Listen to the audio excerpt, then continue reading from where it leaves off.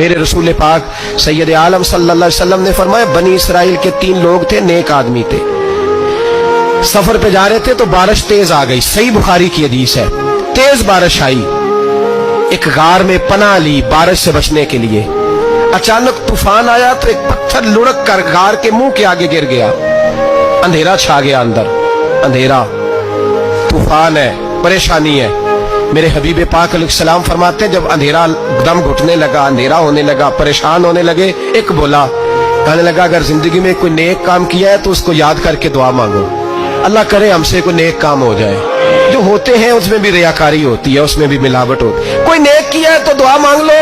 एक ने हाथ उठाए और दुआ कैसे मांगी? अल्लाहु अकबर। अर्ज करने लगा, ए अल्लाह, तू जानता है मैंने बकरियां रखी हैं, मैं दूध धो के बेचता हूँ, मेरे बेटे भी हैं, बेटियां भी हैं, औलाद भी है, और मेरे पास लोग दूध खरीदने भी आया करते थे, और अल्लाह मेरे बूढ़े माँ बाप हैं। मैंने अपनी जिंदगी का तरीका बनाया है, जब तक अब्बा जी दूध नहीं पिएंगे किसी को नहीं मिलेगा, जब तक मेरी बूढ़ी माँ के लबों से दूध नहीं लगेगा किसी को नहीं मिलेगा।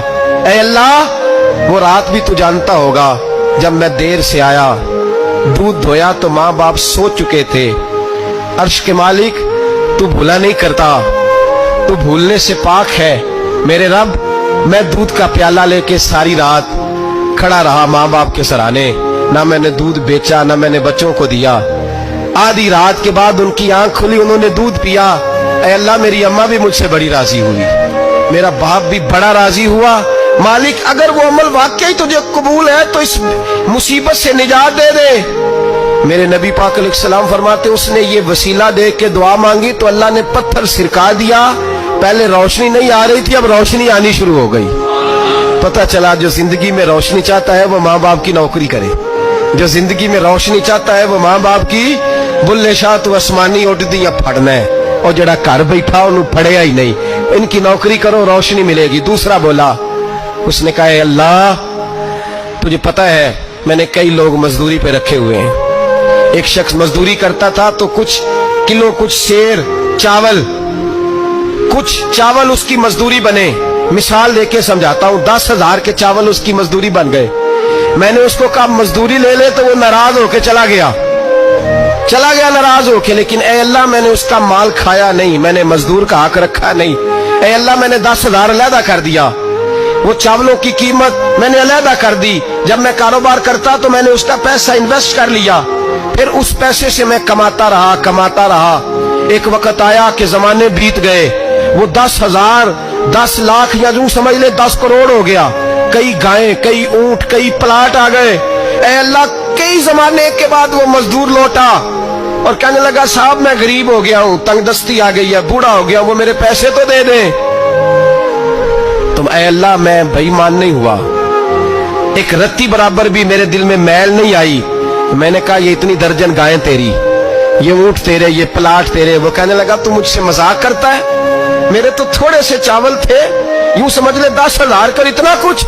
मैंने कहा, वो तेरे पैसे, तू नाराज होके चला गया, मैंने ढूंढा तो मिला नहीं। वो तेरे पैसे मैंने इन्वेस्ट किए तो आज ये सारा सरमाया उसी का है। अल्लाह, वो बूढ़ा मजदूर जब इतनी गायें मिली, इतने ऊंट मिले, इतने उसे प्लाट मिले, तो वो रोता दुआएं देता गया। ऐ अल्लाह, अगर तुझे मेरा वो अमल काबिल कबूल है तो इस मुसीबत से निजात अता फरमा।